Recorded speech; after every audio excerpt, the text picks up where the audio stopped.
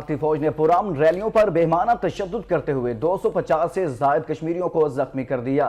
Indian وزیر داخلہ راج ناتھ سنگھ سب اچھا کی رپورٹ کرنے 28 ارکان پارلیمنٹ کے ہمراہ سری نگر پہنچ گئے۔ حریت قیادت نے وفد کے ساتھ ملاقات کرنے سے انکار کر دیا۔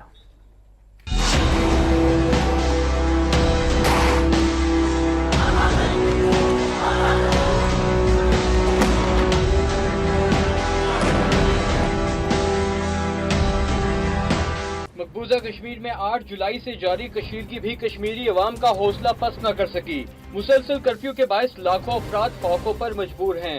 بھارتی مظالم کے خلاف سری نگر، بارہمولہ، پلوامہ، اسلام آباد، کپواڑہ اور کلگام سمیت وادی بھر میں احتجاجی سلسلہ جاری ہے۔ شوپیاں میں بھارتی مظالم سے تنگ کشمیریوں نے زیر تعمیر سرکاری عمارت کو آگ لگا دی۔ ہم کیا چاہتے ہیں؟ آزادی! ہم کیا چاہتے ہیں؟ آزادی! ہم کیا چاہتے ہیں؟ آزادی!